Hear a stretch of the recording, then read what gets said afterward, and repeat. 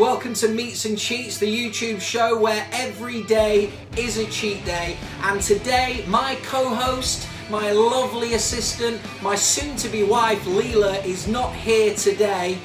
She's gone away with a friend for the weekend, and I have to survive for myself, so I am going to make the ultimate big mouth sandwich the only way I know how, the Meats and Cheats way. And I'm going to show you step by step how I can create this fantastic sandwich. My name is Mick Bailey, and this is Meats and Cheats Big Mouth Sandwich.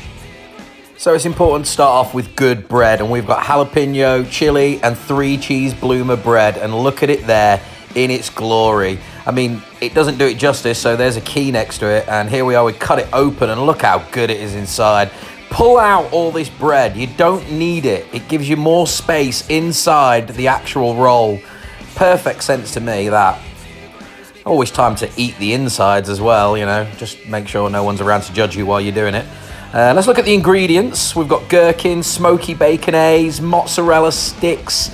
We've got even bacon rashers or frazzles, some iceberg lettuce, Cathedral City cheese, a mixed cured meat platter, fantastic selection there. And of course it gets thirsty work, so it's quite important to take on a beverage while constructing a sandwich like this. Now the hot element. We're going to pop these mozzarella sticks into the oven where they will get all nice and cheesy and gooey. Make sure you don't burn yourself. Going to set these for about 8 minutes, I think. That will probably be quite precise. Now it's condiment time. Smoky baconaise. It's like really hard to get hold of in supermarkets, but it is delicious, it is salty, and most importantly, it is bacony. So it's always important to make sure you get a nice, thick, creamy, generous dollop of this all over your bread. And if you don't think you've got enough, just go back and possibly reinforce it. That's what I always say. Right, next up we need to put some healthy stuff on this. So we'll start with a few slices of big old juicy tomatoes. If you don't like tomatoes, miss them out, but quite frankly, I think they taste great. And next up we'll go for maybe a few pickles. Slide those bad boys in there. These give a really nice sort of tangy but salty taste as well, giving you more flavour inside your sandwich. Very, very important when making something this big. Next up, we'll have a nice sort of layer here of iceberg lettuce, because any sandwich needs some crunch. I love a bit of crunch in my sandwiches, so we'll make sure we just get all that on there. Tuck that in nicely. There we go. Sometimes hard to manipulate the lettuce, I find. Right, it's time for some good stuff. Cathedral City. Let's open this up and get some slices out. Now, I use the cheese to hold all the greens inside, because once you actually turn this sandwich over, it can be an absolute nightmare and you end up with lettuce everywhere. So once you've managed to separate your cheese slices like I'm struggling with here, use these to contain the lettuce and tomato and pickles. Now for some meat. Continental selection made in Italy and Spain. We're going to lay on a really, really thick layer first of pepperoni. So got to make sure you don't scrimp on these when making a sandwich of this quality. So make sure you fill all of the gaps and get a nice meaty base here on the other side of your sandwich. There we go, looking good. Now for some more crunch, and it's bacon rashers. That's right, also known as frazzles, hashtag not an ad. Here we go, we'll just pop a few of these on here, and I will probably speed this up.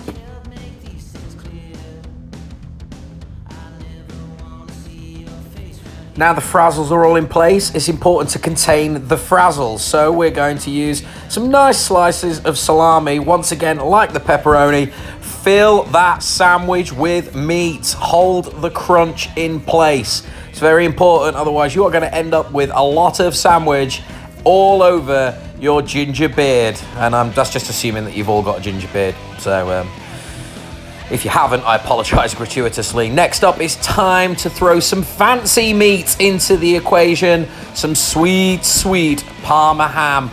And dealing with this can be quite tricky because it tends to stick everywhere. So we'll probably speed this one up as well.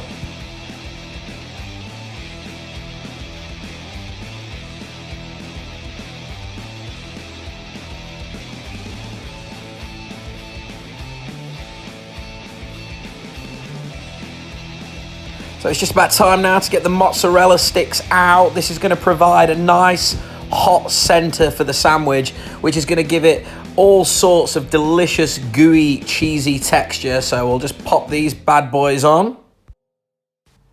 Just make sure you get plenty of them all in the right places there. I find 6 is the magic number for a sandwich this size. And of course, it's always time for a beverage. It's really hard work making sandwiches, as we know.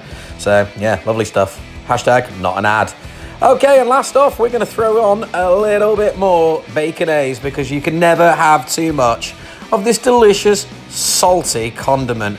And it's time now to assemble the sandwich. Take great care when turning it over. Don't forget, use the cheese to hold all the goodness inside. Wow, that's a hairy wrist. Anyway, eat that last little crisp. It fell out, so there's no calories in it. But there we have the big mouth sandwich, fat mouth sandwich, whatever you want to call it. But it has everything you need. Look at that baconaise. Look at those frazzles. Let's cut it open, shall we? Oh, baby. Look at that. That is a real sandwich. And of course, let's wash it down with a nice Elvis juice. But how does it taste?